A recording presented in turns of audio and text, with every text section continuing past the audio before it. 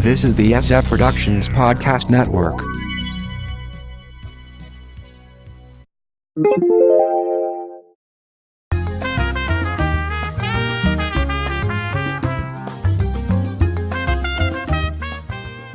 I can't believe I watched the whole thing.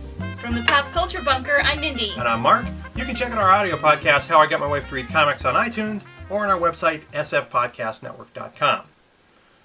So, with the advent of Netflix and the idea of shows being released all at once, and all the DVD collections that are out there, and all the online streaming, it's a lot easier to watch a lot of shows all at once. Like a whole show in 1 or 2 sessions. Right. Or, in the case of some, maybe 4 or 5. But a season at a time at the very least. Right. So why should you do that, Mark? Why do people binge watch? Why do you binge watch? Well, it's a great way to get caught up in a story without those breaks. I mean, you can enjoy the story a lot more, and obviously it's far more efficient than there's once a week watching a show. Right, and generally there's no commercials in the Right. streaming or that sort of thing. Sure. And one advantage I see to binge watching is you look at a show that you might want to watch on Fox, for example. Mm-hmm. And it's a continuing story arc, and Fox cancels it after 4 episodes, and you've wasted that time because you'll never Yes. see the end. So this way you can wait, make sure it's complete, and then see the whole thing at once. And actually, we have a rule in the house that any new Fox show that we are interested in, we will tape it on the DVR for at least several episodes before we'll go in and we'll start watching it because Yes. of that. We've Fox been burned quite a few times. Way too many times. So why shouldn't you binge watch? Well, you don't get the water cooler discussions. Right. Which, is there really a water cooler anymore, I guess? Yeah, it's online, really. You don't get that chance to sit there. But the people online aren't necessarily watching it at the same time as you Right. either. Right. I mean, especially with a show like on Netflix, like The Arrested Development or Mm-hmm. Orange is the New Black. You don't get a chance, since it wasn't on at this time, Right. unless you watched it that very first day it came out. Yes. Everybody is at all different places watching it, and you never get the chance to actually talk to somebody about where you're at and know that they're at the same place as you are. Right. You don't get that shared experience. The other danger, of course, is that if you hold off on watching a show, is that you basically have to stay offline. Yes. Because it's going to be too easy to get spoilers. Right. And then there's also no anticipation of what's going to happen Mm-hmm. next. Because you know you can just go ahead and watch it right away. Right. Right. So, obviously, Netflix is now, as we mentioned, getting not only into buying movies and TV shows, but they're getting into their own original productions. And they're doing this partly because it's necessary to fight off the studios that want to control Netflix. They really want to stay with the old model. They really don't like streaming. And they're just begrudgingly going along with it and putting very onerous terms on Netflix to the point it's like, look, we have to have our own stuff just to put something on. Right. Yeah.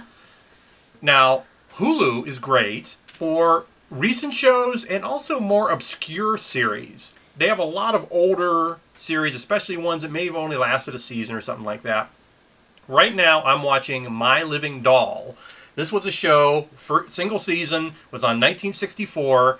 Julie Newmar, a.k.a. Catwoman from the Adam West Batman series, as a robot. And she's put in the care of who I consider to be this very creepy TV actor, Bob Cummings. He just kind of has a quasi-leer on his face most of the time. Mm-hmm. This is very much in the Bewitched Genie, My Favorite Martian mold, where it's like, oh, you can't let people know what she really is, and wackiness ensues. Kind of silly, but... Yeah. And so how many episodes do you watch at a time? Well, I'm not binge watching. I'm probably watching 2 or 3 at a time. Okay. Basically, it's like, oh, well, I haven't watched that for a while. Let's watch some more. Okay. So, I like to binge watch. And Mm-hmm. one of the shows that I binge watched big time was Grey's Anatomy. Mm-hmm. I started when the 5th season was on television. Mm-hmm. I think it was 5th or 6th, I'm not sure. And I went back and watched the whole thing from the beginning. And I literally would watch like 12 hours of Grey's Anatomy a day until I caught up with it. Now that's binge watching. That is binge watching. Of course, you have to deal with ads on Hulu, and unfortunately, you get the same ads over and over and over. Hey, ad department at Hulu, get to work. Sell more than 2 ads a month would be a good idea. Well, I think they have more ads than that. It's just that for some reason, you only get those ads. Yeah. You get, like they're targeting you. They want you to have this thing. Yes. And they have more ads that they could play, but for some reason, they just want to give you that same ad over and over again. I don't know if it's, There's a Kroger ad going on right now that I shudder every time I hear it at this point because I've seen it so many times. It's anti-advertisement for Kroger for me. At this point, yes. Okay? And of course, you don't want to forget Amazon Instant Video. And that's a nice alternate place to look for shows, especially if you have Amazon Prime, because a lot, if not all of it, is free. Well, not all of it, but a lot of it is. Especially a lot of the television will be free to go watch. So if you have Amazon Prime, take advantage of Amazon Instant Video. Yes. Now, there's some things that I really recommend for binge viewing. And like I previously said, Grey's Anatomy, it's amazing how many traumas these guys suffer when you watch them all at once. It's just incredible. You think, these people would have given up by now. Right. And then another show that I really think works well for binge viewing is Firefly. It's only 13 episodes. Right. So it's very easy to watch in 1 or 2 sittings. Right. Absolutely. And also Buffy and Angel. Mm-hmm. In fact, I'm thinking we may go into a watch Buffy and Angel after we get done with Star Trek. Yeah, right. Yeah, which I'll talk about in a second. So, so what I want to binge watch right now, I want to go back to House of Cards. We watched the first couple episodes, but I haven't watched the rest of it. I really want to go back and watch the rest of that.